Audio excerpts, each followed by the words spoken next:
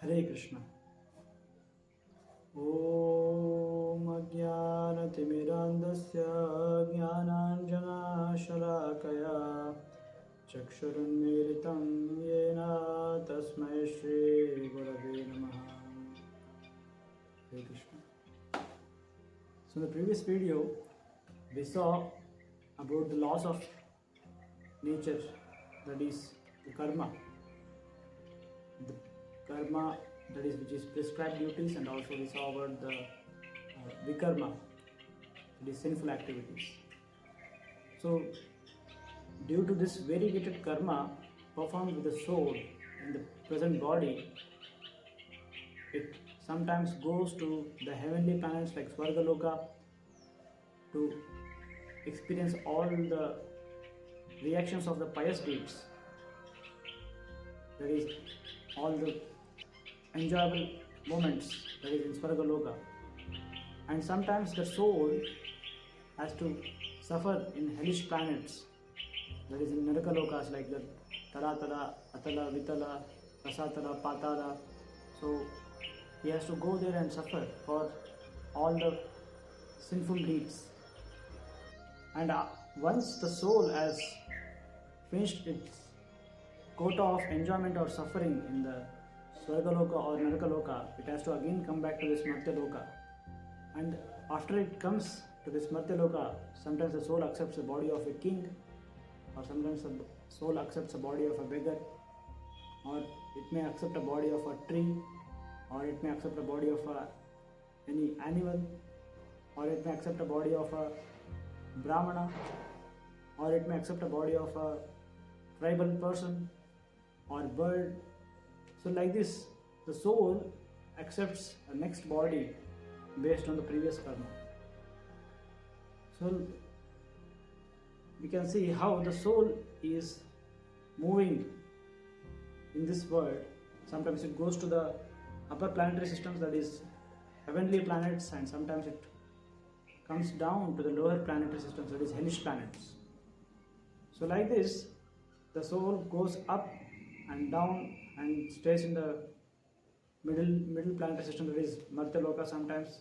So it is just like a ferry wheel or like a giant wheel. We see the people want to experience some thrill and they sit in a giant wheel, and giant wheel moves and it rotates, and as the giant wheel goes up, the people, those who are sitting, they feel very happy, and when it comes down, so they are very crying. It's very thrilling experience. So I guess the soul also is traveling entire universe in different situations and experiencing suffering and happiness in different bodies because of karma. So that's why this karma is responsible for the soul's continuous enjoyment or happiness or suffering. So though the soul is pure, the soul is full of bliss within, knowledge, still the soul is performing the karma only because of the false identification of this material body, and also the misidentification of the nature to be for one's own enjoyment. So this is called Swatattva Vibhrama and the Paratattva Vibhrama. Swatattva Vibhrama means there is ignorance about one's own identity. Paratattva Vibhrama means the ignorance of the existence of God and His energies, because the Prakriti, the material nature, is the energy of God. So because of these two ignorance, one has to perform various karma and actions in this world in the search of happiness. That's why the soul, in the search of happiness, it is performing various karma, and sometimes it gets happiness and sometimes it has to suffer. So this is what is called karma bandana, because the actions performed gives back the reactions, and those reactions, when the soul experiences those reactions again stimulate further actions out of the soul. While experiencing those reactions, it further has to commit the new actions, and those new actions again brings many other reactions. So like that, this is like a chain reaction. It is never going to end. That's why it is called karma bandhana. And because of this karma, one has to again take birth and he has to die. So this he is stuck up in this cycle of birth and death. The soul is stuck up in this cycle of the samsara. That's why the karma is called karma bandhana, the bondage of karma.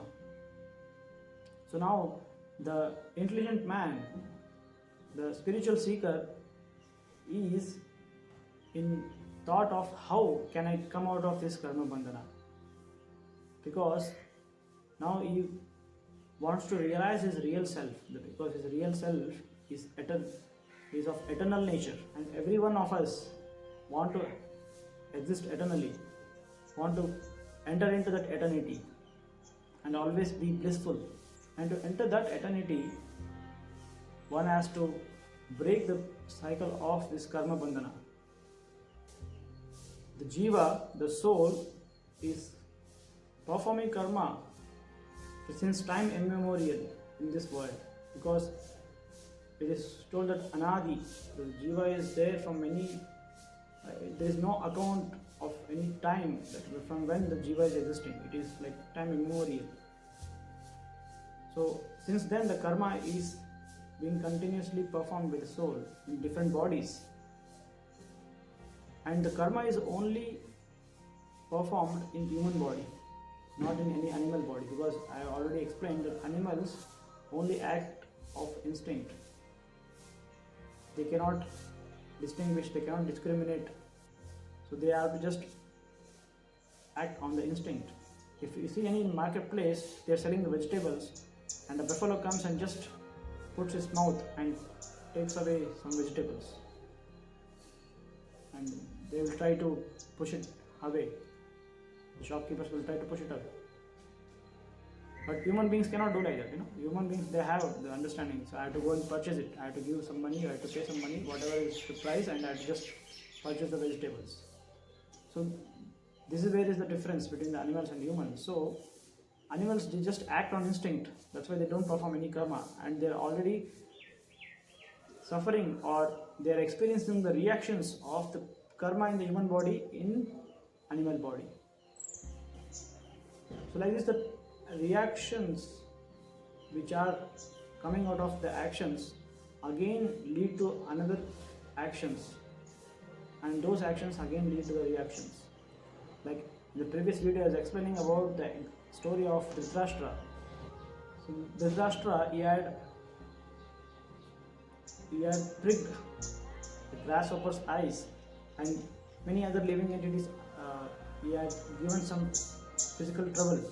So due to which he was born blind. I got this blindness, because of which I am not put on throne. So because of which he planned so many deceitful acts against the Pandavas, so which lead to further reactions in his life.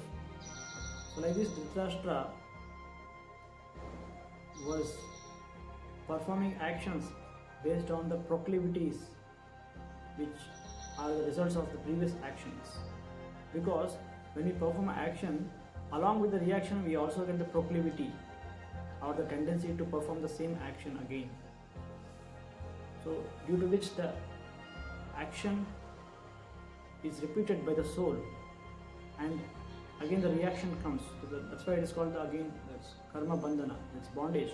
Though he doesn't want it, so he has to he has to be bound by those karma and the reactions of the karma.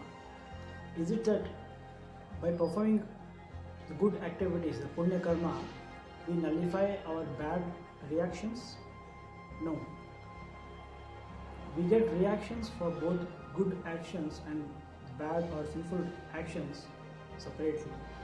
Like for good actions, we have to reap the good reactions in future, and similarly for bad actions or the sinful actions, we have to reap the reactions and suffer in the future. For example, if somebody has done some pious activities like feeding poor or doing some charity to the poor, so in future he will get good facilities and wealth in return as a reaction of his pious activity. And at the same time, if he has also committed some sinful activity which are against the injunctions of scriptures, so though he may get the wealth in his future, he may also get some diseases as a reaction of the sinful activity. So like this we see the actions, it may be good or bad, we get reactions for both of them individually. The good actions won't cancel or nullify the bad actions. Now, how can the pious activities, the good actions are also the cause of bondage? Now, one may consider, okay, performing sinful actions gives us sinful reactions for which we have to suffer. But what about the pious activities? So pious activities gives a good reaction. So what is wrong in this, or how it is creating a bondage? Actually, in point of view of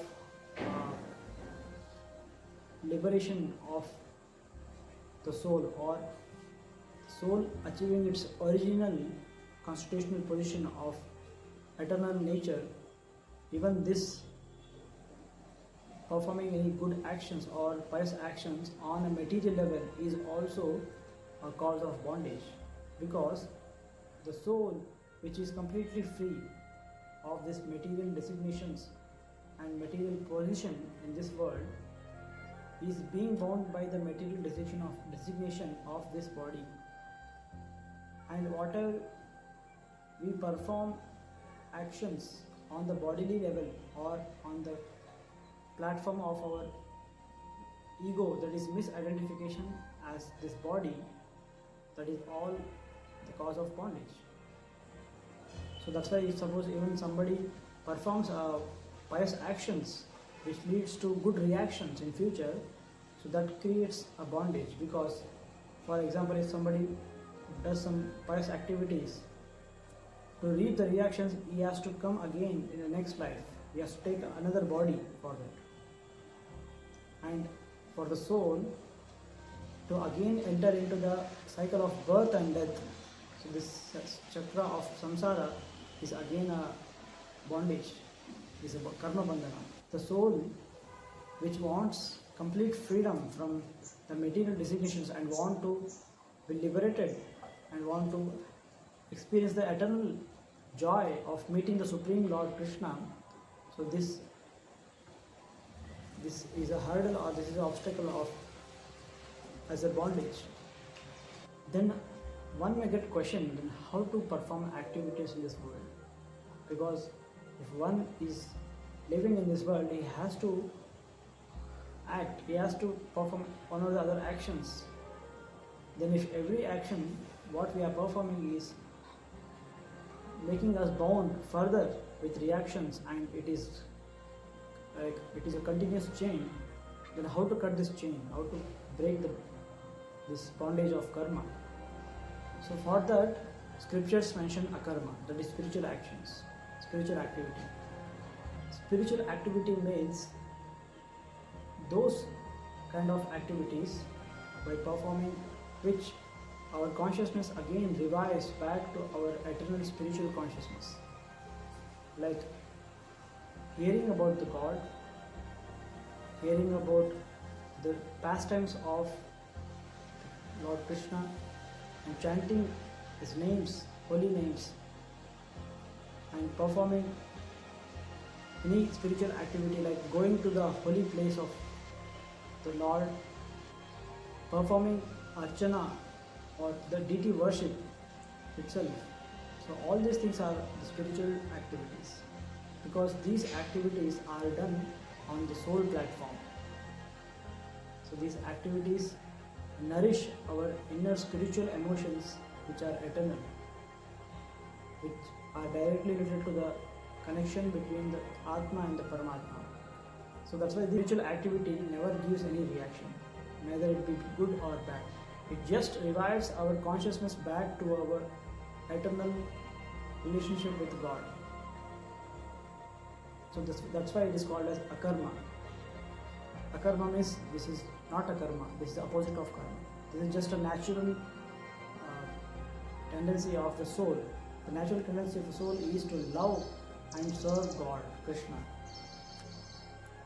That's why Krishna says in Bhagavad Gita that Kim karma kim akarmeti kavayopyatra mohita tatte karma pravakshyami yajnatva mokshashe subhat.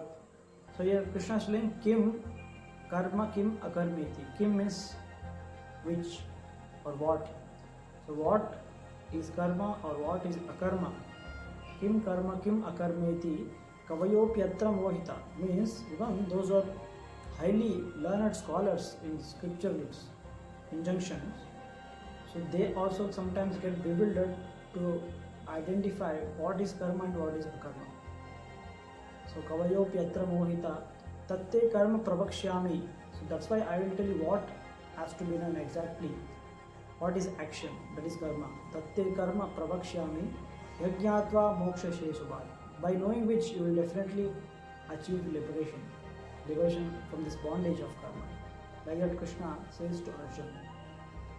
So that's why to clearly understand the karma and akarma, which is the essence of the first 6 chapters of Bhagavad Gita,